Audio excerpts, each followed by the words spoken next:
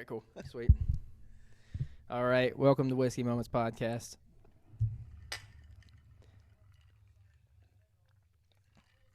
I'm your host, Pay McCormick. With me today, Louie Conti. What's How's up? it going? Another day. Yeah. Another day. A little bit chilly in here. We're in Louie's garage. I should have named this thing Traveling Podcaster because I haven't done one in my own space yet. We want to set it up in our guest bedroom, but I need to get like a couch and get the bed out and stuff. Yeah, and so it's just easier to go. I bought a portable setup so that I could go to people trying to get this thing going. So it kind of makes sense. Hopefully we figured out the audio issues from the first episode. I talked to some of you guys, and obviously we knew it was a little low, so hopefully this fixed it. So we are officially at episode 2, and we have cigars this time because we're not in my parents' basement. Our ashtray's a little bit Hey, redneck, but you know we're making it. It is. We're making it. We have a nice another dining room table to host. Shout out, Grandpa. There you go. So, I'm gonna dive into a little bit of how me and Louie know each other. For the people, especially, I have a lot of people that watch from back home. So Louie is from St. Louis, right? You are from there? Okay. Yeah. St. Louis, so Missouri still represent, and he does like Mizzou. They're not my number one team, but I don't hate them. So, I went there, so I kind of got to claim them. And we do agree on one thing: we don't like the Chiefs, which Yes. is a big thing for the people back home. Love the Chiefs, like Oh man. they're probably not gonna like us. Well, Also, if we can make it through this episode without getting canceled, hey, there's hope for this podcast because that's all I can think about on the way here. we'll be all right. So anyway, Louis from St. Louis. He moved into the apartments that I work at, and that's kind of how we met initially. And then I don't remember how we actually.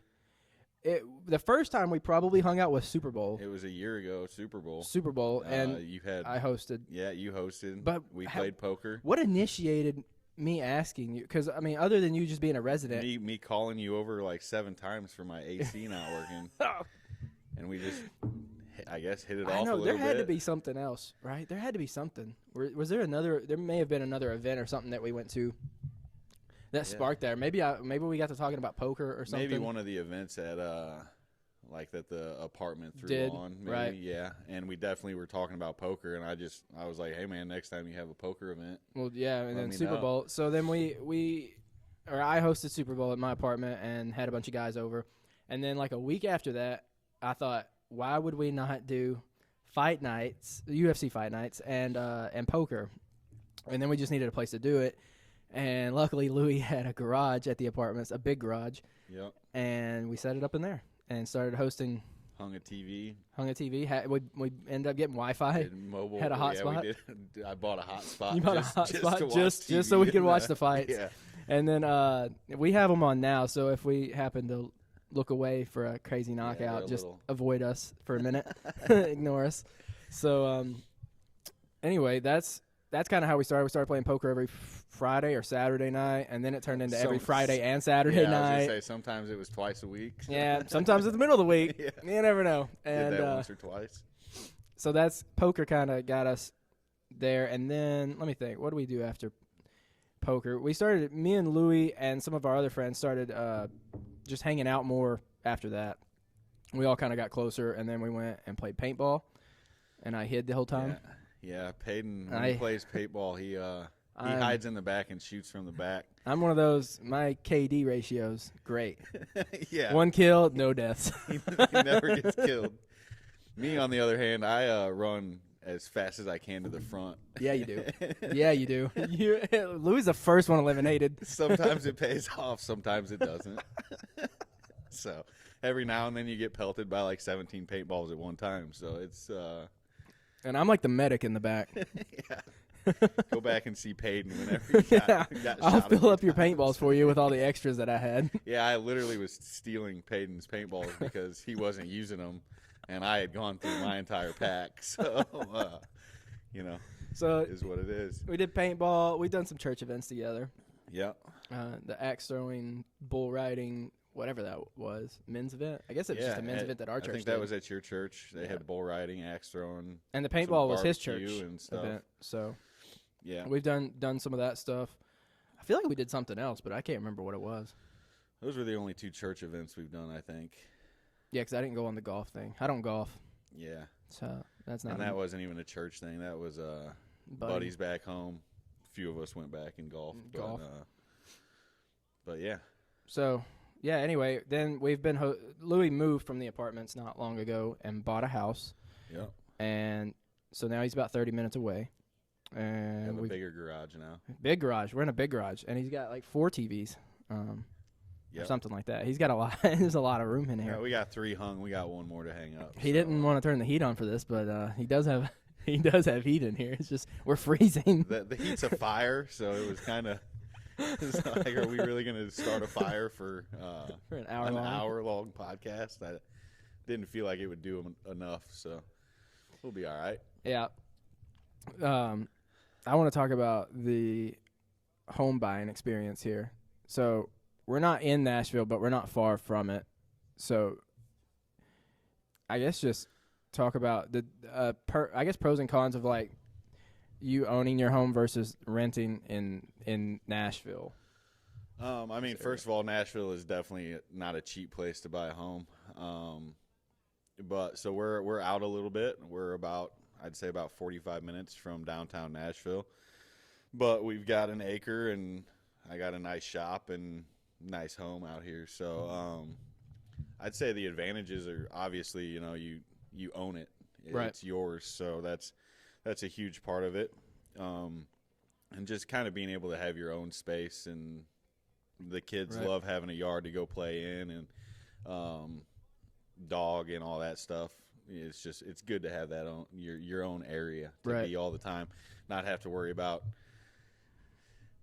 making other people upset with whatever you're doing or whatever. Right. Loud music or stomping, walking. Exactly. My neighbors aren't real close here. I've got a decent amount of distance between all my neighbors. So, so that's nice. And obviously, we made friends with a couple of the neighbors, and that's always fun too. Which we did that in the apartment as well, obviously with you, and we had plenty of other friends in the apartment too that we still hang out with. And absolutely. And that's one of the advantages of an apartment, I would say, is you do get close with some of the people around you, the people you meet at the pool, and so on and so forth. But and then those are friendships that can last forever. Now, the disadvantages, I would say, is I don't get to call you anymore to fix whatever's broken. You can. So, but I mean, it's not free anymore. So if something breaks or if something goes wrong, it's out of your pocket instead of just contacting instead of the apartment's pocket. So what about like interest rate? Did that worry you any with the way the interest rates are? Yeah, I mean, the interest rates really definitely didn't help with what our mortgage is right now, but the one thing we looked at is we thought about waiting to see if they would come down. Right. And I mean, I'm hopeful that they still will.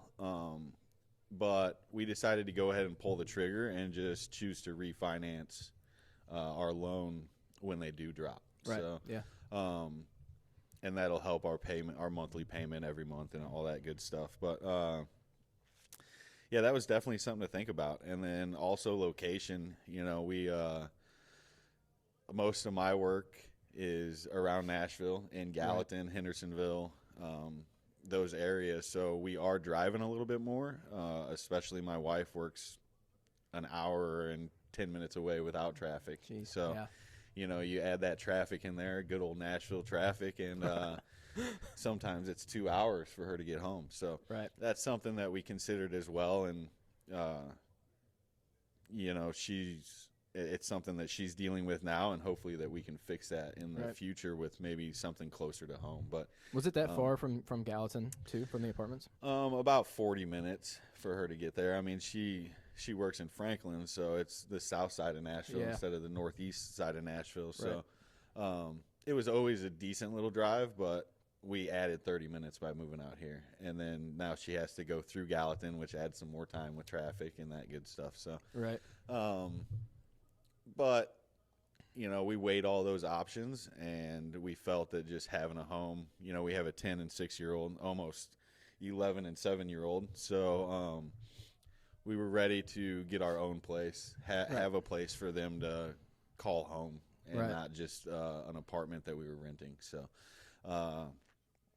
so far we love it. I mean, it's awesome. Yeah. This shop is really what sold me on the place. Yeah. My biggest concern when we were getting out here, we had looked at houses progressively further away from Gallatin, and we were actually looking at a house about 5 minutes closer to town, and our realtor suggested, hey, there's one right up the road. And I was like, I was telling my wife on the way to come look at it, I was like, this is not going to work. It's too far away. It's just, it's too much for you. It's too much for me to drive that much every day. And we got here, and she was all about it. Before we even got here, she was like, we really need to go check it out. It might be the place. And we get here, and I kind of had forgotten that this shop was even a part of it. Mm-hmm. I had looked at it online, but not real close because I was not real set on it at all. Right. And we got here, and we're looking at the house, and I had stepped outside of the house with a flashlight, and I was kind of looking around. And I looked at the realtor. I was like, is that shop part of the property? She said, yeah. So I was like, well, let's go check that thing out. So we come down here, and I'm like, I mean, it's a 30 by 40 shop that we're sitting in right now. So I got down here, and I was like, well, hell, I can do a lot with this. Yeah, absolutely. I can have a blast down here. We're now hosting the Super Bowl party this year. I think we're going to have like 30 or 40 people show up between the kids and the adults. Sheesh. So it'll be a good, fun party, and the best part about it is we have the space to do that now. Right. That's the hard thing about apartments, trying to host parties with all your friends. So absolutely. I mean, even your party, we had 15 people there, and we were all. Yeah, and it's it was rough. We're all just kind of packed together. Yeah, we're bunched in. But that's what's going to be fun. The kids can go outside, play. We've already had we had kind of a, I guess you'd call it a housewarming party. We didn't really call it that, but we just wanted to have people over like the weekend after we moved in, and we had a bunch of people over here. A ton of people here. And it was a blast. I mean, there was plenty of room for everybody. We grilled out. Had tons of food. Yeah, tons of food. Had fun. Normally we play poker. Yeah. This was going to be set up on the poker table, but the mics didn't fit around it. So got a little homemade poker table over there, but yeah, and we have had one poker night here. It was a little bit different than most of our poker nights. It ended poorly, but it did. We might as well say what happened there. My dog wound up passing away that night, just out of the blue. So. That was right after we had just gotten a puppy the week before. Yeah. So I think God kind of had a plan there. I think so too. And we were all here. Yeah. And we were all sitting around playing poker. You were the one that noticed it first, actually, that something was off with her. Mm-hmm. So, not the greatest night of poker. It was great before that, but things happen. So, like I said, I think God had a plan there. She was an 11-year-old dog, so that stuff, that's part of life, right? So, but it all worked out. Now I got a puppy up in the house that is getting huge. Yep, already. So huge. And I think that stuff like that also makes everybody closer. Yeah, the people that we play poker with and us. I'd say even in the last year we've all lost someone. Yeah, I mean, absolutely. I mean, you had something just recently, so. Yep. And like I said, those things happen. That's life, and you just need friends around that just are there to help support. Yeah. Absolutely. You guys helped clean up and kind of allowed us to get on our way to the emergency vet that night. Jacob took our puppy for the night, and it was awesome. It was awesome to be able to have that support here. And, everybody reached out afterwards, and it's nice to have those friends that those tough we times. Can call close friends and during those tough times for sure. So, yeah. But, yeah, it's great, honestly. There's nothing I would change about buying out here. I love it. Yeah. Do I wish that I could have it in the middle of Nashville? Yeah, but I'm also not willing to pay $1 million for Yeah. an acre in the middle of Nashville. Yeah, So I don't know that I'd want it in the middle of Nashville. no, That's not just- really. I mean, If it would shorten my drive and I didn't have to deal with all the people, absolutely. But, Right, but- other than that, the good thing about my driving so much is I drive my company truck, and our company pays for the gas, so that's a write-off Right. anyway. So it's one of those things. It's worked out great. Yeah. So. and you touched on it a little bit. I want to touch on it too. You own a business. Right. Or do you Part co-own? co-own part of an irrigation, landscaping, and outdoor lighting business. So I brought in the irrigation and lighting side of the company. I got with a guy that owns a landscaping company here before I moved here, and he actually came up with the idea, hey, why don't I kind of front the money for us to start this, and we'll work your way into getting a percentage of your half of the company. So I make a percentage of everything that I do. I get a good amount of it. So it's not only benefits him for me to have that, because it pushes me to do more, Right, get more work get harder. More work, yeah. If you're just an employee, it's like, why do I need to really put Right. forth that extra effort? But when you're getting that percentage, I get a base salary. We both do, actually, from the company, but we also get a percentage of all the money that we make. Right. So why would you not push for more? correct. And then the rest goes back into the company to try to build that. But it helps to make me push harder and want more. You know? So that's also been great. Another godsend, really. My parents moved out here, and it all just kind of seemed to go together. Fell into place. Yeah, him coming up with that idea. I was actually interviewing just to run his landscape business when I first interviewed with him. And then the second interview is when he came in and suggested that, and I was like, yeah, dude, that's awesome. So before that, what were you doing in St. Louis? in St. Louis, I was running I was in charge of half of actually the biggest irrigation company in the Midwest. We had about 11,000 customers. Wow. And I was in charge of the St. Louis County branch of that company. So I had anywhere, depending on, irrigation has a high turnover rate for employees sometimes, mainly because it's a seasonal job sometimes, and it's hard work. So sometimes I'd be in charge of 10 guys. I think the most I had under me at one point was 15 or 16. So I was in charge of all those. I was in charge of routing them. I would put the routes together based on skill level and where I thought each guy would do best, and then also just in charge of kind of helping them get through the day. I was a service tech for 8 years before that. So was this position, was it like a standard, like what you'd call a 40-hour job? Yeah. Like it wasn't like entrepreneurial? No, not at all. I was an employee for the company. I was a manager, branch manager, basically. So I was in charge to an extent of hiring. I had a GM over me that obviously we would discuss that stuff before I hired somebody, but I was part of the interviews for new guys coming in, and me and the other manager and then the GM made a lot of the decisions for the irrigation side of that business as well. So that was that, dude. That was insane. I'm sorry. He picked him up and carried him halfway across the cage and then slammed him. He's gushing blood too. Yeah, he is. It was actually nuts. He looked like the Statue of Liberty. He was standing up with like one hand up. But yeah, it was a salary position, but it was 40 hours a week, sometimes more than that. I mean, right. Actually, spring through fall, it was almost always over 40 hours. Right.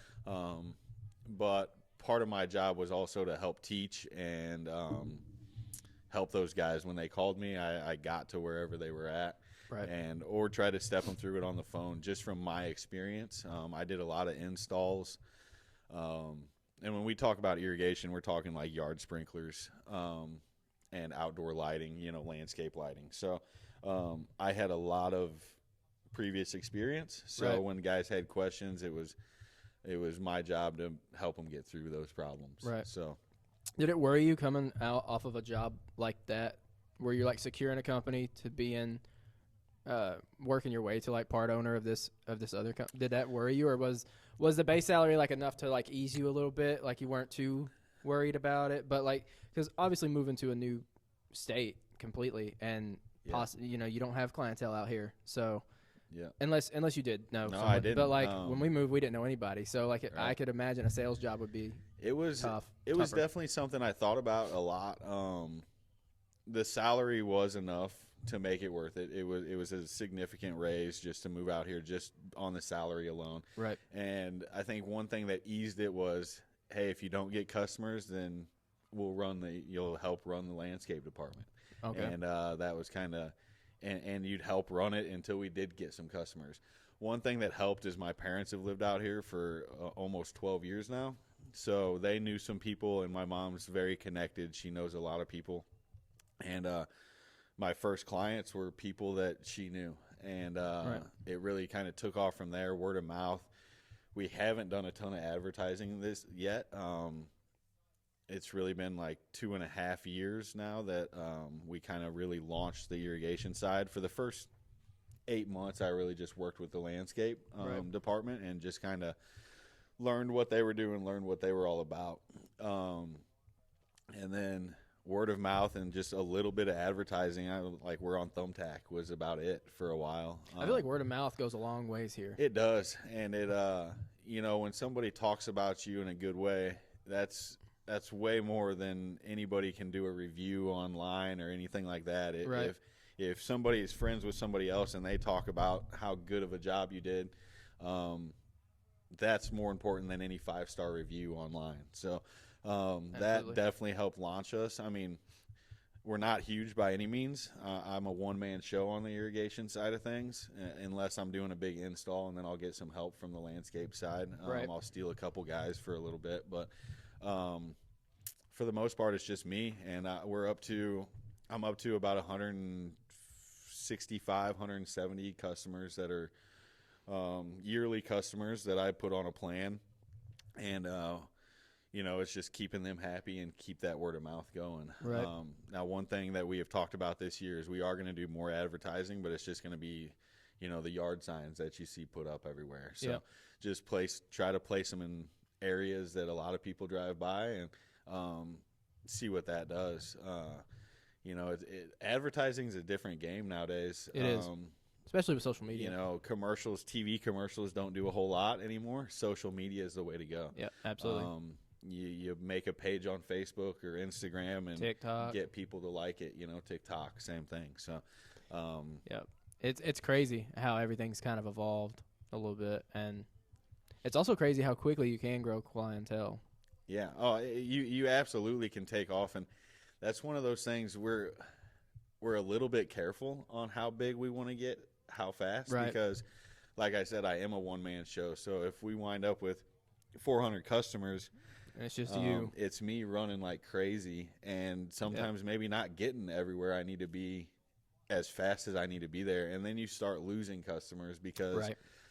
you're not there. I mean, people have high expectations. Especially here. Yeah, Nashville. they don't want you to tell them that it's going to be 2 weeks before you come out there Right. to fix a problem. So, and some of them don't even like to be told it's going to be a week, Right. and that gets hard in the spring and summer.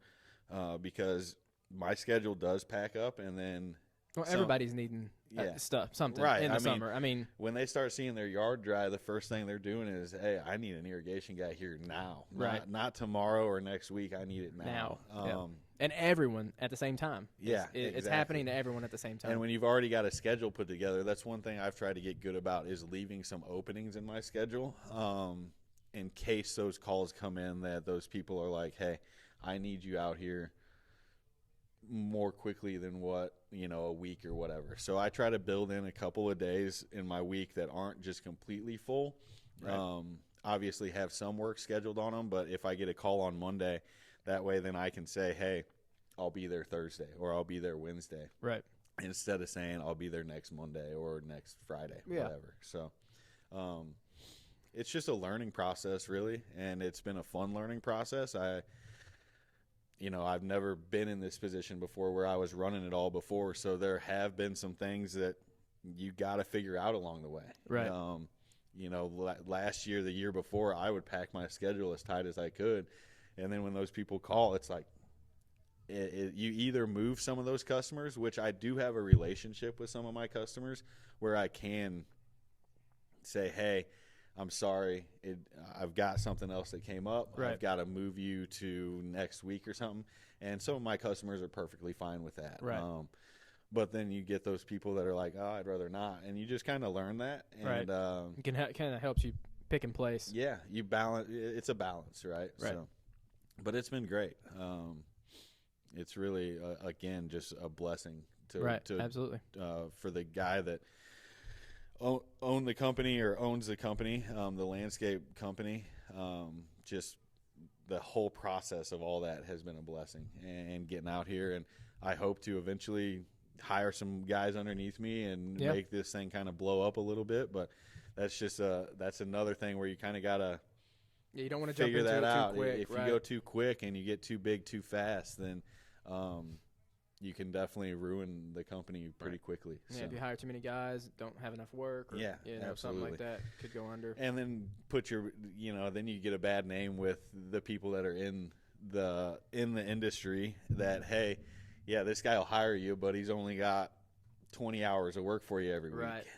And that stuff spreads like wildfire. Yeah, when absolutely. Other companies start saying it. That's what I've noticed. It's crazy. Well, and service techs talk to each other. Mm-hmm. They both work for the same company at some point, and then they become buddies and they branch out and they talk to some more guys and so on and so forth. And, you hire a couple service techs and you're not getting them enough hours. Well, that spreads to other service techs. Yeah, and it's like, well, why would I come work for that guy? Big city, but small community. When you talk about like irrigation, I don't think they're lit anymore. Yeah, mine is too. We're gonna take an intermission in a minute. We gotta relight this cigar. Sorry, guys. But I've noticed that too. Like even in like the apartment world, your vendors, your painters, your cleaners, your carpet people, you can call anybody, and you mention another person's name or company, and they're like, I haven't had good things from them. And I'm like, well, then I'm probably not going to have good things from them, so I'm not going to use them. Yeah. And that happens. And it happens with workers as well. I mean, you get maintenance guys, and you're like, I've had them before for like, they were sick. They were good for 6 months. Hayden's not fun to work under. Like, yeah, I'm just I don't think that's the case. I mean, I like to lean on the shovel a little bit. Watch from a distance. Well, and you've got some good guys working underneath you at this point. I mean, yeah, it is. Shane is fantastic. He's one of our good buddies, Yep. Shane's good. Ron's good. Yeah. Just hired a new groundskeeper, so we'll see how that turns out Monday. Right. Yep. And then, I don't know. We'll see kind of what happens with this new company. But as far as, my guys are great. I don't have to hardly ever discipline, have conversations with them or anything like that. They know what they're doing, and for the most part, I don't ever have to. I mean, they call me if there's like an AC issue, just so I know kind of just so I'm in the loop of what's going on.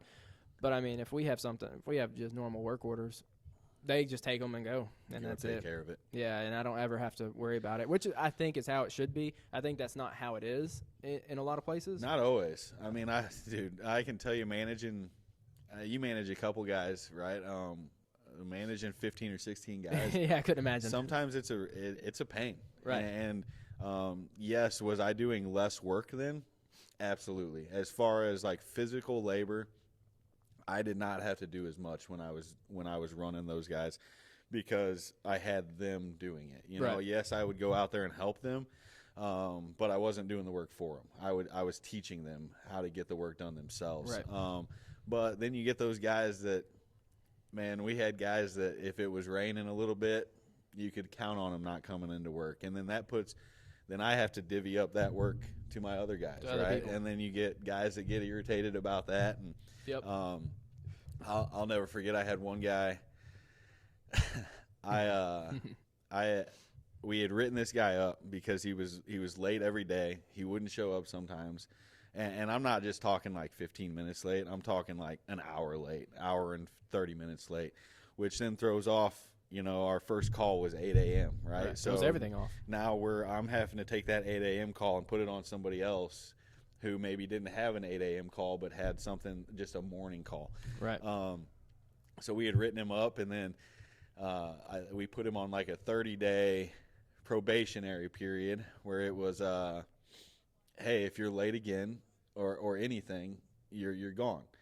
It wasn't even 5 days later. He calls me. I mean, they were supposed to all be there at 7 o'clock, and he calls me at like 7:30.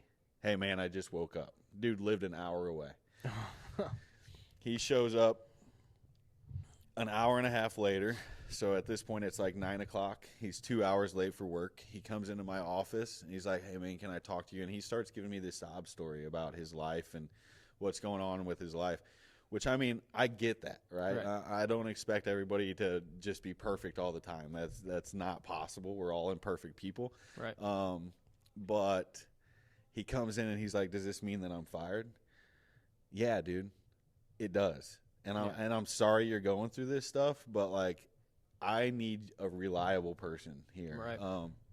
And you gave him ample you gave him a ton of chances. Absolutely. It wasn't the first time he was late that we wrote him up. A lot of my guys were late sometimes. I wasn't writing people up for being 15, 20 minutes late, you know.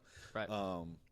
But if you do it over and over and over again, and it just, you're almost kind of taking advantage of the situation.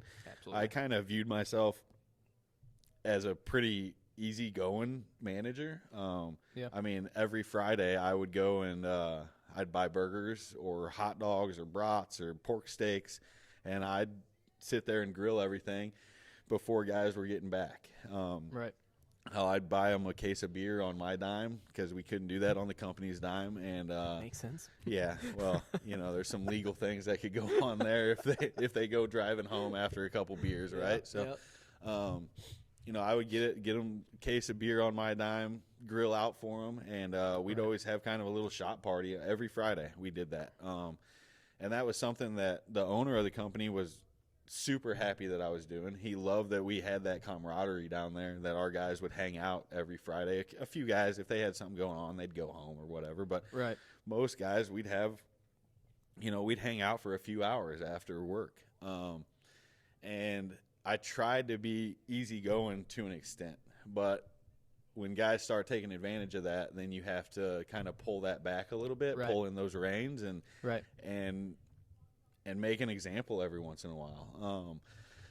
Not that I was trying to make an example of that guy, but he kind of put himself in that position. He did. He did. So yeah, but there's just kind of a give and take to those situations, So, but yeah. Management it's not as much labor most of the time. It's also not for the faint of heart. It's definitely a lot of stress. It's a lot of stress. A lot of mental. The mental stress is more than anything.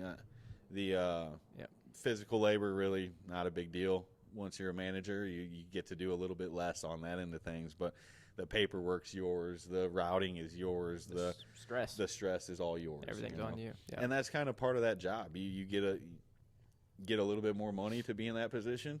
And so that's what it comes with, right? So, yeah. But I really enjoyed that as well. So,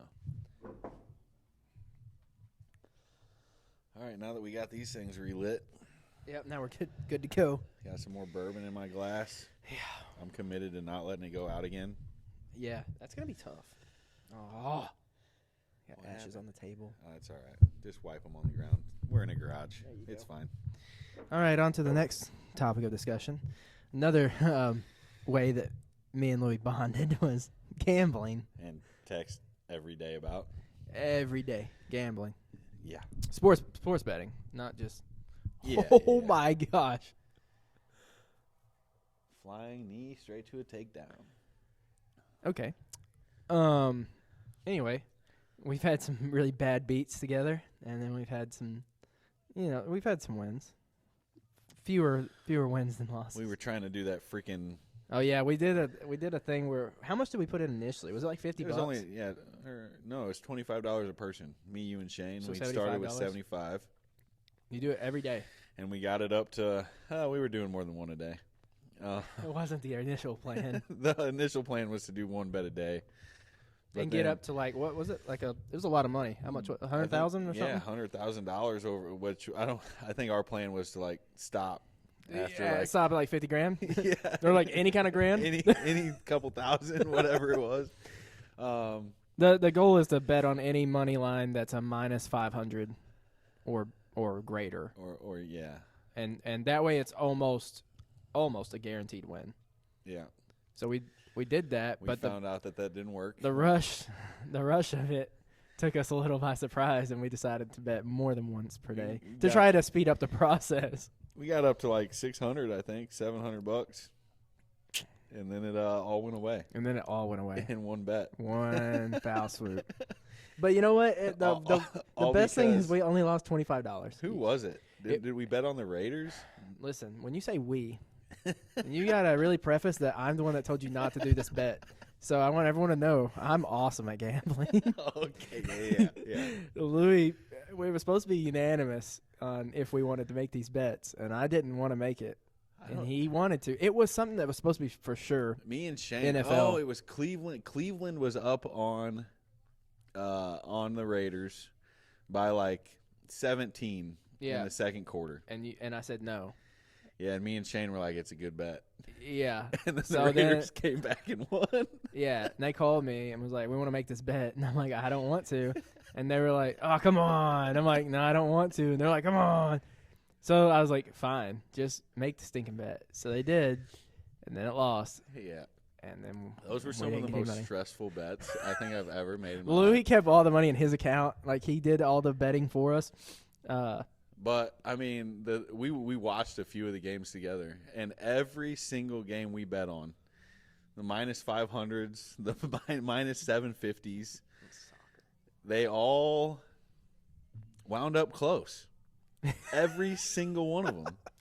And every single time we're all sitting there sweating it like down to the end of the game, you know? I mean, we had like $500 on a game at one point, and we're like, phew. And it's like a minus 700 that we put it on. Yeah, so we're not even winning much at all. Yeah. Even though we put 500 on it, you're still not winning a whole lot. Yeah, you're winning like 60, $70, something like that. But, you know, you think that those should be like a blowout in your favor. And then these games would come down to like the last 2 minutes of the game, no matter who it was. I mean, it could be like Miami playing some no-name team or something, and it would go down to the final few seconds. Always right. And you're just like, golly, dude. I don't know. If we would have gotten up to a couple grand, I might have died of a heart attack, to be honest with you. Transfer the money. Let someone else do it. It was killing me slowly, I feel like, and maybe that was just God's way of saying enough's enough here. Like, yeah, we should have cashed that out. We should have, but it was fun. It was a fun little ride. We might do it again sometime. It was. I mean, we all lost $25, which is not reality, much in the grand scheme of things. Yeah, we talked about cashing out at like milestones. Like we'd cash out at 1,000. Yeah, and split it 3 ways. Cash back down to like $100 or something, $100 or $200, and split the 800 between the three of us or whatever it may be, which would have been the way to do it. I think we could have done well there, but we just didn't quite get there. I know we got close. It's so close. And then we all try to make our own parlays, and those are awful. We try touchdown parlays, man. I've been trying to tell these guys, Peyton and Shane, to quit doing the parlays. I haven't bet in a while, but during the NFL season, I had gotten to the point I was doing just straight bets. You don't make as much, but, man, relying on these players and relying on 14 or 20 different teams to win games, man. Okay, 20 is a little. I mean, come on. There for a while, we were making 20-leg parlays, you know. So a dollar pays out 240 grand. Yeah. It's definitely going to hit. You know, and maybe one day we will get lucky with something silly like that. But in 30 years, and then we'll break even. Yeah, exactly. Yeah. Oh gosh, yeah. That's NFL parlays are always my favorite. I feel like that's where the majority of the money is NFL. But I do think that it's starting to get to the point where like there is a possibility that maybe it's rigged a little bit. Dude. I've had so many that have been like half a point away, and like how do you There was 3 minutes left in the game, or like even NBA games. Dude, I mean, what was it? That safety in the Chiefs game a couple weeks ago. What was or whatever? that about? I mean, that literally ruined everybody's. I think the Texans. It was like a -9.5 or +9.5 for the Texans. They wound up losing by 9. So anybody who bet the Chiefs money line lost. Anybody who bet the money line, the spread. Anybody who bet the Chiefs money line lost. Anybody who bet the Texans said it again. Spread. Louie's already drunk. Easy. I don't drink whiskey often. The bottle's been sitting in my house in a box since we moved here. Whoever bet the Chiefs money line won. Yes.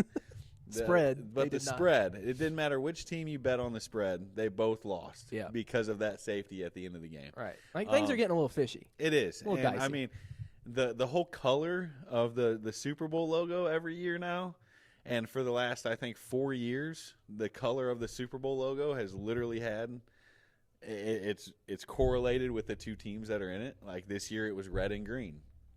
Well, guess what two teams are in it? The Chiefs and the Eagles, and that is a little.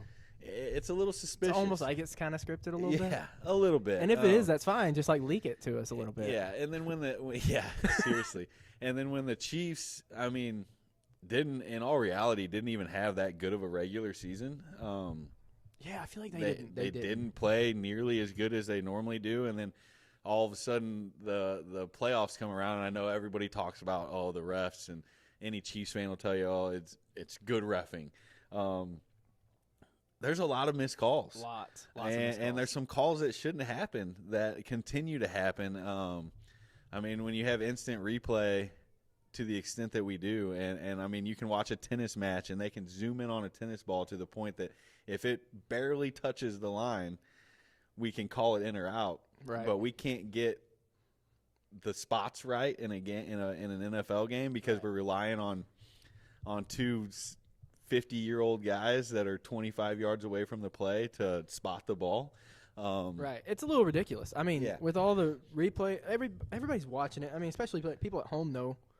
Yeah, we're not stupid. We watch football, you know, and in my opinion, the Bills got that first down last week, and that was a huge. I think that's a lot of people's opinion. Change in the game. You know, that was a huge moment. They may not have even went down and scored, but they didn't get a chance to. Right, exactly. And a lot of people have been saying not only that, did they get it on that play, on the fourth down play, but Dalton Kincaid got it on the third down play. Right. So those spots, something has got to change there. Absolutely. I think one thing that's a little bit crazy is that the NFL is actually listed as an entertainment company. And the only other sporting company that's listed that way is the WWE, which we all know is scripted. So and you actually can gamble on the WWE. How crazy is that? I did not know that. Yeah, that is not something like why would you put your money on that? But my thing is it's scripted. Yeah. Like, how can you gamble on something when there's obviously a script out there? Yeah, it might go the way that you don't want it to go because the script says that. And it's just I don't understand how that's possible.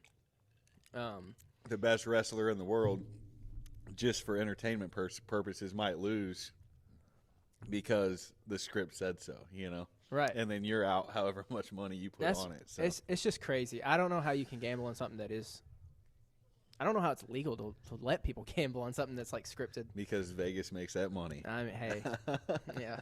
There's a reason.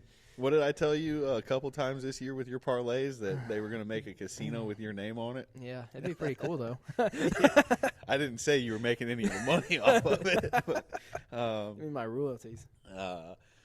But no, it's just a little bit odd to me. I hope some things get fixed with the NFL. And don't get us wrong, we do enjoy gambling. Yeah, absolutely. We enjoy it. And we enjoy the NFL. Like I watch. Right. I have NFL Sunday ticket, or not Sunday ticket, but I have the Red Zone. Right. And I'll sit there. My wife will ask me, like, how do you keep up with this? Because it switches between 7 different games. And she's like, what is happening? I don't even know what team you're watching right now, But I love that. I'll sit down here in the garage, and I've got 3 TVs hung, and I'll have 2 of them on the 2 games that are airing locally, and then I'll have the other one on Red Zone. So, I love the NFL. I think I always will, at least for the foreseeable future. But I also think some things need to get fixed, and I don't think we're the only ones that think that. I think it's a pretty common thought at this point. It definitely is. There's people talking on social media that the NFL needs to figure some things out, especially when people are putting their money on it and gambling. Yeah, mine went out too. Just leave those matches. Man. Leave those matches close by. I'm just gonna light it in the podcast. It's because it's so cold. Yeah, we need that Lil Wayne lighter flick. What? Oh, in the mic? Yeah. Probably sounds pretty cool in the mic. We'll find out. So, I also brought some hypothetical situational questions that I want to give to Louie and see what he would say.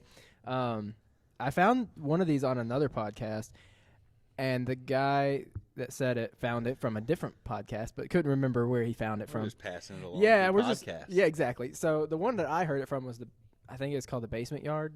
Okay. On TikTok, but anyway, so the way it goes is there's 1,000 grapes. Every grape you eat, you get $50,000. One grape out of the 1,000 is poisonous and will kill you. So I could die on the first one. You could. Now the question is, how many grapes do you eat? I'm a gambling man. Oh, God. There's 1,000 of them? There's 1,000 grapes. Only one is poisonous. $50,000 per grape that you eat. I'm eating at least 500. Oh, my gosh. That's insane. I mean, but first off, can you eat 500 grapes? I mean, does it have to be in one sitting?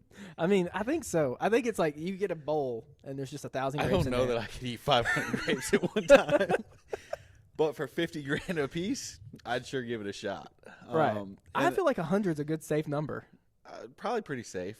I mean, you got a 1 in 10 chance at dying at that point, so that's pretty safe. But I mean, my thought process is like if I die on the 500th, my family's pretty set for the rest of their life, right? Right. Now, if I die on the 50th grape, they got some money. They got some money. They got a little. You might die on the second. I could. And then they have 50,000. They got enough to bury me. So. I mean, yeah. So you just hope that you don't pick. Man. Yeah. I mean, honestly, I think I'd go pretty high. 500. That's a lot. I like risking it for the biscuit. You know.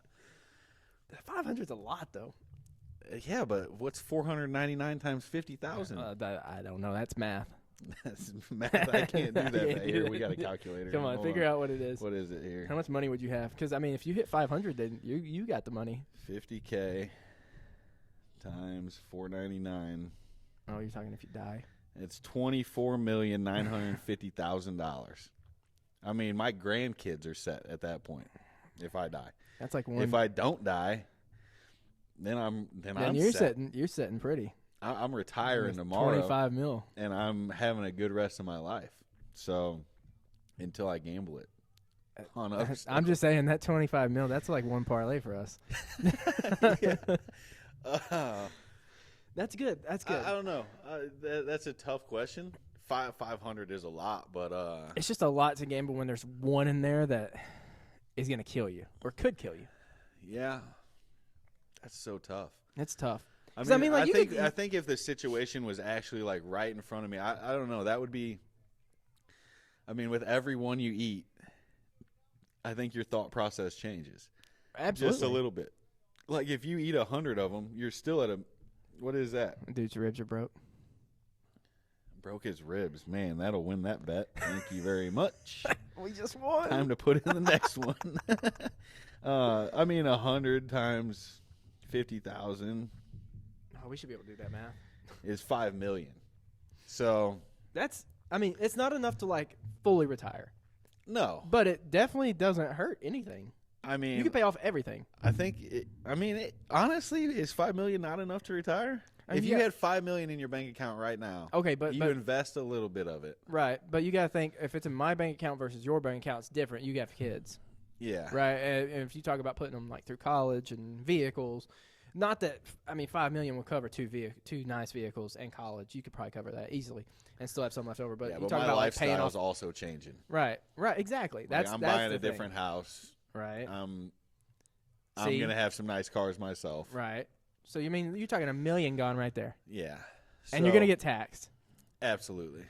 So Wait, they're taxing me on this poisonous grape deal? I mean, that's a little insane. I mean, you would just assume ain't nobody's gonna bring the you that government's cash. taking their money, dude. They're gonna get theirs. Yeah, I think your mindset really changes with every single grape. It on does. that, And dude. I would need a calculator because I would want to know where Where I'm am I at Where right am I now? at? Like, can I eat another one? Like, you get up to $1 million, maybe It we're might good. cut it. That's enough to at least like make me pretty comfortable for the rest of my life. You know, Right. if you keep on working and you got $1 million in your bank account, you're gonna be pretty. Or like in comfortable. a Roth or some sort of That's 401k, growing. something that's especially that much money in there, it's gonna start growing Like significantly quickly. Like so, crazy. Yeah. yeah. That would, I say 500. I don't know. I think 500? I think I'd really start thinking about it after 100 or so. Yeah. I mean, even 50. I mean, 50's 2.5 million, right? Right. So That's what I'm saying. Like, I may get like 4 grapes in and be like, man, you I got can pay off my debt. I 200,000. can pay off my debt. I'm Yeah, good. I mean, just being debt free would be huge, right? If I huge. could pay off my home and not have that monthly bill, right. man, I'm living pretty comfortable at that Right. point. So, And that's why we gamble. yeah, exactly. Man, 50-50. Just to be thinking about it. What no is that? one's thinking. Plus 100 odds if I eat 500 of them. That's not great. If we really It's not think great. about It's it. not great. So, let's another one I took from. I took a lot of these from from podcasts just because I think they're funny. How much loose change do you think that there is in the world? Like, not just not in households, but just loose change that you see on the sidewalk, that like when you go to amusement parks and they're on like the roofs, the ponds that people throw change in. Oh man. Think about like how much money do you think is just like out All there those on the fountains streets? Yeah, that like, every kid that walks by is like, "Oh, let me throw a penny in here." Opryland, the little river thing they got that goes through it. Like, Dude. what do you think the like how much money? What would you put like? And it does take a lot for pennies to add up and quarters to add up, but I'd say, oh man, that's a hell of a question. It's tough to think about because you can't. It's hard to like fathom that there's in that the much world. money in the world. In It's got to be billion. In China, do you flip coins into the fountains I don't over know. there? I don't know. I don't think people are really throwing pennies away in Iraq or anything like that. You know. I don't think so. So I don't know. A few million. I think the U.S. Million? kind of is pretty loose with I their feel like it money. would be billion. Billions. I think it would have to be billion. Dude, you gotta think like. I need to start hitting up some fountains. That's if we what got millions side- of dollars in there. sidewalks. You're gonna see me just swimming, get my swim trunks on down in Opryland, just cleaning up the bottom of the fountains. Dude. Actually, I saw a guy when I was in Vegas. Cleaning out the fountains. Oh no! Oh. It was a homeless guy, and he was in one of the fountains outside of Caesar's Palace. Was he getting changed or bathing? No, or? he was just walking Chill. around in the fountain with his clothes on. Maybe he was grabbing change, but we didn't really stick around to watch real long. But Hooking them toes. I mean, can you blame him if there's if there's a couple Yeah. $100 in that fountain? But there's not. What I'm saying is that throughout the world, I mean, like one fountain will have like $5 in it and change, maybe 20. I mean, Okay. I don't know. It's kind of a lot of change. I mean, but dude, if when you people think are about throwing quarters in some of those, right, but when you're thinking about people throwing pennies in, it takes, like you said, it takes a lot of those to a add lot of up. pennies. I mean, you're talking 100 pennies just for $1, right? Right. I mean, So, I mean, it's hard to think about, but there's a bunch of fountains, but like people dropping change at gas stations, people Yeah. dropping change at concert venues, at sporting events. yeah. And how many times have you dropped a coin on the ground and just like Yeah. walked away? I did it from last week. Yeah, I watched a guy do it at the grocery store yesterday. Yeah. It Or was, that. It was right underneath the him. little change things at the self-check, people leave the change in there all the time. Yeah. So I like I think it has to be in the billions because there's a billion people. So if you think about a billion people losing Do we have an 10 answer cents. or a guess? There's to this? no answer. So, I looked it up to see if there was an answer. The only one that there's an answer to is, and I want you to guess this, how much loose change there is in American households. like in a single household. Mm-hmm. This is just American households. I know that There's an estimation of how much there is. anytime I have loose change, I just go and throw it in Like a little jar. a little jar or or a whatever. bowl or something. Which is what everybody does, I would assume. But I'd say you probably got, I don't know, $100 to $200 maybe. No, not even. I'd say maybe $100 in a household of loose change. So what would you predict is the total for America? Every single loose change in the Jeez, households. dude. I mean, if you really think that oh man, is there $100? I know my dad used to have this big old I don't know, like 3-gallon thing that he filled up, and he would put that money towards like our Disney World trip or something like that. My parents did the same but thing. it didn't get anywhere close to paying for the Disney World trip. Right. I think when we turned that in the one time, there was maybe $300 in that thing, and it took him years to get to that. So when you think about let's say there's $50 in every household, loose change. That's still a decent amount, and there's a ton of households in this country. I don't have a number to even put on that. Well, the number is there's an estimated $10 billion in loose change in American households. $10 billion? $10 billion in loose change. Holy cow, dude. Which means people are just in the hoarding US? loose change. But they also, American households. Nobody does anything with change. You know, Right. the world has gotten so much to plastic. Oh, yeah. We all swipe Online. cards. Like, I carry cash very rarely. Same. My bank is 3.5 hours away. Yeah. I mean, So getting cash out is I mean, I you're pay a paying fee. right? Yep. So, I mean, my bank is here, and I actually get all my ATM fees back into my savings. But we don't get cash out unless we're going to something that cash is required. Right. So, and then I take the change at the end of the night or whenever it is, and I take it and throw it in a jar. Yep. Until that jar gets full. Right. And which then takes forever. Especially nowadays. and then you're going to have $50. But $10 billion, man.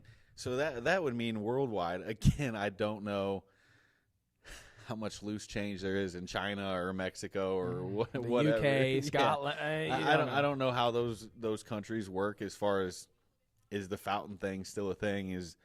Do people? I mean, I'm sure people still, when they get cash out in those countries, they still kind of put their change off to the side. But and if it's estimated $10 billion just in the U.S., then you're probably talking $50 billion for worldwide, right? I think easily.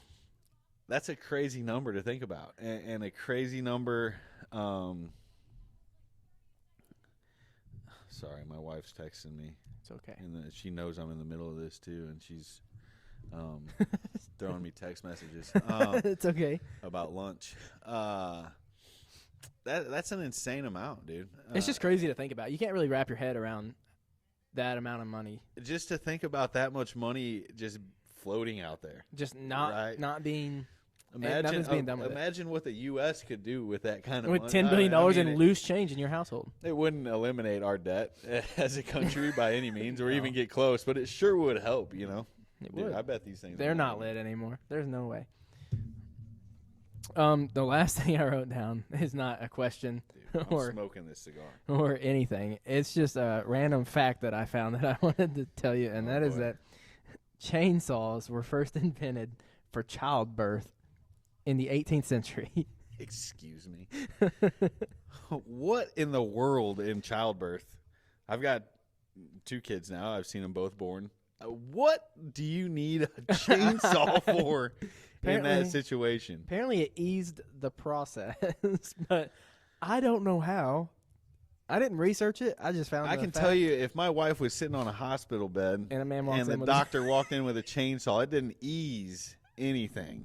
She'd be freaking out, dude. Absolutely. She would be absolutely losing her mind. So also, that was the 18th century, and it took till the 20th century before they were introduced for cutting down trees. So wait up. We had chainsaws in the 18th century? Apparently. They weren't motorized, right? I don't know. They couldn't have been. But then imagine what We're these things talking looked the 1800s? like. Yeah. So imagine what these things looked like. They probably look more terrifying than they do now. Yeah. We're probably talking like one of those 2-hand saws, like back and forth, like. All I can think about is like two men in those like the Popeye looking men with the mustaches walking in with them on their shoulders. What are they cutting? What are we cutting? Is this for C-sections? Maybe that's all they using. Like, maybe that's all they did back then. Maybe they just thought they could cut it out. I don't know. Dude, can you imagine? I mean, now we have scalpels, right? Like real nice, sharp as can be. Somebody walks in with something with teeth on it, like big old teeth. Those saws had big teeth on them. But imagine the 1900s when they did put a motor on it, and they walk in and they're just like, no, that wasn't happening in the 1900s, bro. No way. You don't think so? I mean, I don't know. I mean, the Civil War, we weren't real like. We didn't have a lot of technology, but I feel like we had better technology than chainsaws. Jeez. I'm sorry, guys. I really don't struggle with cigars normally this much. Like, these things are going out quick. When we play poker, I normally like go through like 2 cigars. Pretty quick, too. Sometimes got to finish Payton's. Every once in a while. Dude, that's insane to me. I just can't even believe. Oh my that. gosh, light your cigar. You can let that one go out too. Yeah, I don't know how to even comprehend that. If someone walked into any kind of hospital room with a chainsaw, like I don't even think I would like it if I was like losing a limb. Like there's got to be a better. Well, at least there's a reason. I know, but there's got to be a better way. I think I want to do some more research on that. And see, like, why were we using chainsaws for childbirth? Why? First of all, what psychopath and thought about it? Said, "Hey, we need this. We need a motorized saw for childbirth to get that thing out of there." I mean, motors definitely were not a thing in the 18th century. No, they had horses. Yeah, they were riding horses places. So. That is a wild fact to me, man. I can't even wrap my head around why they would do that. It's like it's funny to think about because you just think about a doctor, like a doctor walking in with a chains. Yeah, I mean we've gone from chainsaws apparently to a scalpel that has big. with a handle on it is this long. Right. Know? That's. I feel like we went backwards in progress in that point. Yeah, you know what I mean? We were making some good steps, and then all of a sudden, some doctor was like, we need a chainsaw to do this." But then we went back. But then we're back to like a little, like the size of a butter knife. You know what I mean? Like, if we're gonna use a chainsaw, that's cool. But like, let's make it hospital compatible. You're in there sanitizing a chainsaw to go in to work on the next person. Dude, all I can think about is them handing it it's all bloody. They're handing it to like the janitor, and he's got a cigarette in his mouth, and he's just in the back filling it up with gas, just ready for the next one. Hell, cigarettes were thought to be like healthy at one point. Oh, they too. were, yeah, back in the day. But that's also what's crazy to me is like people our age are dying at like 50. Yeah, and people back then smoked like crazy, and they're living to 80s and 90s. Yeah, that's crazy. Yeah, but also, like I also know that cigarettes have also evolved. Like they've put chemicals in them now. There's all this rat poison. I mean, dude, it's crazy. There's so much bad stuff that was in them. So things have changed. And then when they first came out, they were literally taking tobacco, rolling it in paper and smoking it. Right. And they were hanging the tobacco up in their own smoke sheds right. and shops and stuff like that. They weren't adding all the extra stuff right. to it. So not that they were good for you, but they're definitely better than what we have now, probably. They weren't doing what they're doing now. Right. But what doesn't cause cancer now? Everything causes cancer. I'm pretty sure this podcast equipment had a warning from California about cancer causing agents. The food we eat now. I mean, that's a huge thing, especially Red Dye 40 or whatever it is. Yeah, lately, I mean, that's huge for people. These dyes that they're putting in foods, the chemicals that they're sprayed with, that our plants are sprayed with, yep. When their vegetables and fruits are sprayed with, like pesticides and stuff like that. And I get that. I'm not against making sure that our foods don't have worms in them and bugs in them when we get them, but at the same time, you're lacing them with chemicals. It'd be lovely if those chemicals weren't helping kill us as well. Like, right. yes, we need them to kill the bugs and the insects that are in them, but Our insides don't need to be glowing because of it. Yeah, exactly. And it's just a whole cycle, you know. We eat things and then we get put on medicines and eat some more things and some more medicines, and it's just this big cycle that It is crazy. It's wild to think about, you know. It's also wild to think. I saw something on, I don't know, probably Instagram last week that was someone trying to justify us being in a simulation. And it was kind of funny to read it because one of the comments said, if we were in a simulation, that would mean that there was a greater, bigger person I didn't make my bet. that made us. And I think they're referencing God in that. Like they're trying to say that God has us in. I don't think that dude lost. Who? That guy, Nurmagomedov. That sucks. Well, I'm not making another bet today. My bet lost. That's unfortunate. I'm filming it with my phone, so I can't make the bet. Anyway, simulation. I've never really thought about it like Isn't that. it? It's crazy to think about. God is kind of over us, just like we're in a simulation. It's kind of weird to think about.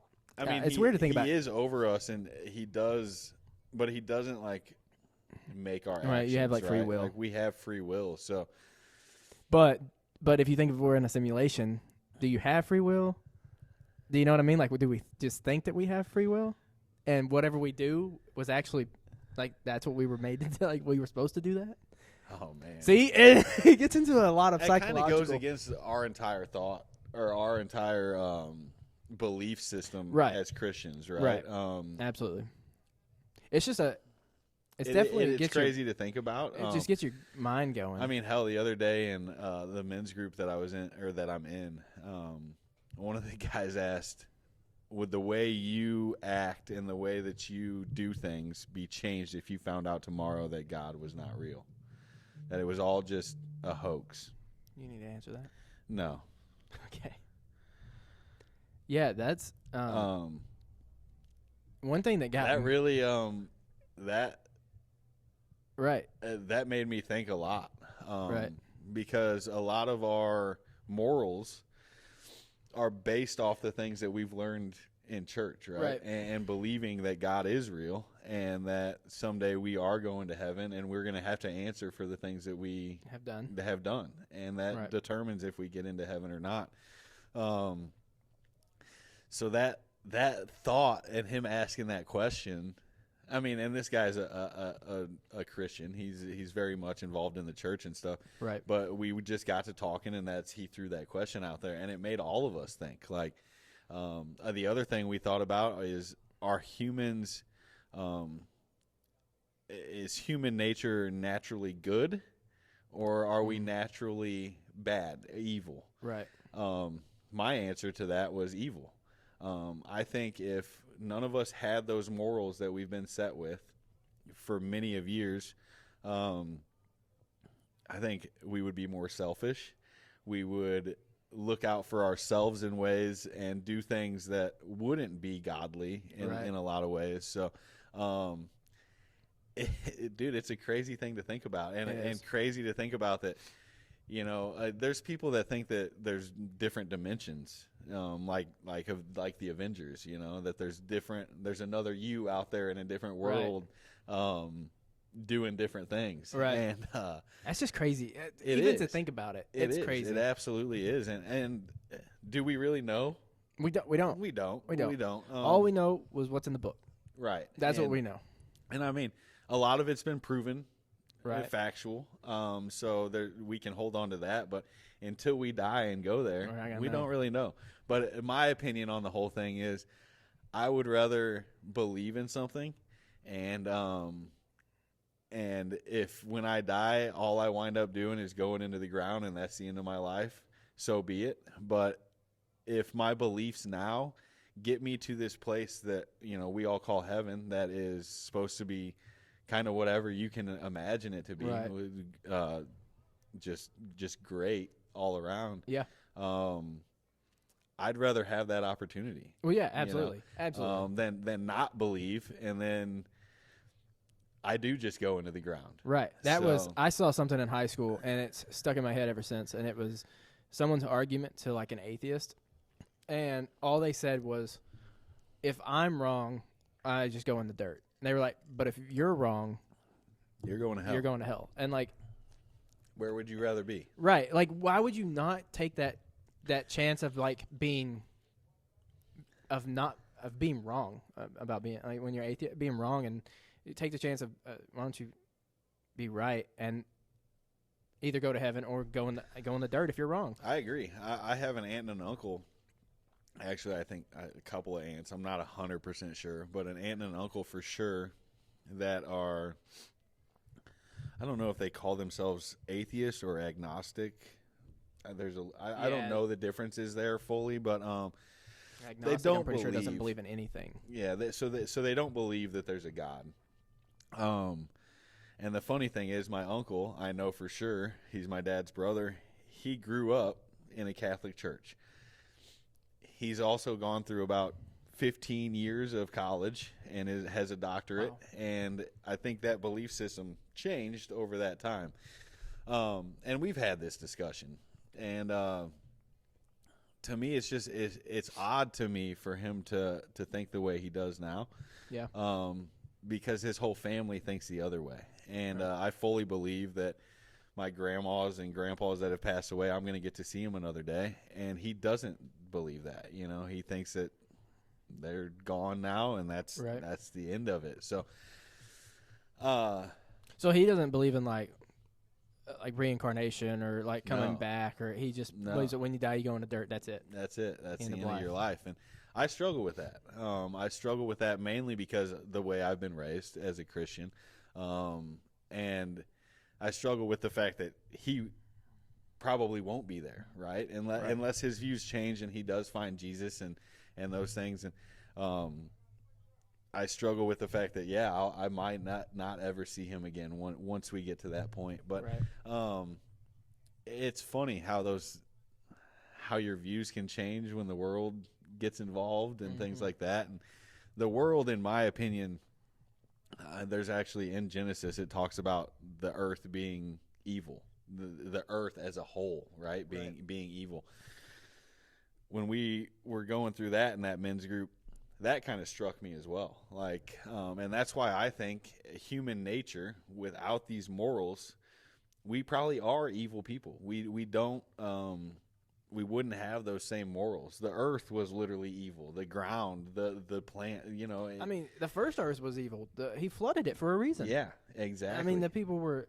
You read the stories, and he's made a promise to never do that again. Right. But didn't say he wouldn't burn it. Right. Exactly. Or like something else. So. And we don't need to get real deep into religion here by any means. We ran into some technical difficulties. Ran out of storage on my phone, so we recorded the entire. We sat here and talked to each other, and it wasn't recording at all. So probably for at least 20 minutes. At least 20 minutes. We finished the podcast, and so. Things happen. Where we ended at, we're going to just kind of touch on it a little bit. And then from there, previously, we kind of ran into politics a little bit. Not too much, but we're going to just kind of give a rundown. We're not going to go into it like we did. We're just going to give a slight rundown and kind of close out the podcast. So we'd kind of gotten into religion a little bit, and we were talking about different views. And then those views kind of got into just more about, we don't need to judge people on their views and hate people over their views, and that's kind of where our world has gotten. I think I mentioned that my grandparents had two completely different views for 50-plus years, and they were married for 50-plus years. So it's one of those things, we've gotten into a world where that doesn't happen much anymore. So, absolutely. And we touched a little bit on, work ethic and how it's definitely different for our generation now.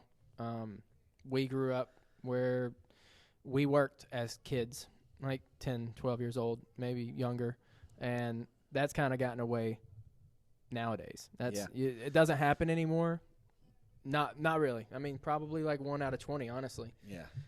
That's doing it. Not only were our parents big on instilling that work ethic in us, but also our grandparents. Absolutely. We talked about how me and my sister would go to both my grandparents for at least a few weeks a year, and I mean, I think I had talked about how I learned to drive a vehicle at 10 or 12 years old because that was driving a fence line and helping with that stuff and helping put up fence, helping do horse chores, right, cattle chores, whatever it was. And that's just something that you don't get as much anymore. I think we talked about my struggle with my kids as far as getting them to do chores sometimes. And right. Not that my kids, they're wonderful and they're more than happy to help out, but every once in a while you get a little bit of pushback. Right. Right. But we would never. Yeah, hell, my parents would have beat me. If I you're gonna need that hotline. You better tell them to hurry because you're gonna need them by the time they get here. I shouldn't say beat me, but basically, it was different back then. Yeah, things weren't the way they were now. So, and the biggest point I think we can get from all that was just honestly just where we are in the world now, and we just need to realize that people are going to have different views than you, and I think that's something you kind of get more as you grow up. Right. I don't think everybody kind of understands that, but people are going to have different views than you, and to just kind of understand, maybe not completely agree with those views, but understand that they're going to be different, and I don't need to, or people as a whole don't need to hate anybody over what they think, whether it's religion, politics, work ethic. Do we wish everybody had the same work ethic as us? Absolutely. Yeah. But you can't expect that anymore. Right. So, and social media honestly plays a big part in that. Absolutely. Plays a big part. Social media, I think, is one of the biggest things that has caused the divide in our country and in the world, honestly. Right. So, but we're all a little bit guilty of that, I think. Absolutely. I have my fair share. I have plenty of people that I don't necessarily get along with because of their views, but I've learned as I've gotten older that just to try to understand where they're coming from. And you don't have to hate people that don't have the same views as you. I mean, I know some people do. They feel strongly about their opinion, but people are raised different. Right. That's another thing too. And the way that their life has gone, you don't necessarily always understand where they're what they've gone through to get to the views that they have now. Exactly. So that's something I think as a whole, just as humanity, we could get better about. Mm-hmm. But yeah, that's I think that kind of summarizes everything we talked about for that 20 minutes. And we'll have Louie back on too sometime because we can talk for days. Yeah, we got a lot of content I got to go through now, so we'll definitely do this again. Especially a couple of glasses of whiskey in, I can talk a lot. So it's okay, makes good content. Yeah, absolutely, and hopefully we can use this garage a little bit more. And maybe he'll turn the heat on next time. Yeah. I might decide to start a fire a couple hours before Peyton gets here next time because he's over here cold. I've had enough. I can see my breath. I've had enough whiskey that I'm good at this point. Yep, fair enough. So also, we're probably gonna give up trying to get these daggum cigars lit, dude. Hey, I got mine down at this point. Fair, I've lit it 7 times, but it's okay. So, oh god. Okay, so. We're going to call it quits for this one. We're going to toast it out. I've lit it 7 times and it's out again. So, we'll toast it out. Yep. Appreciate you having me on.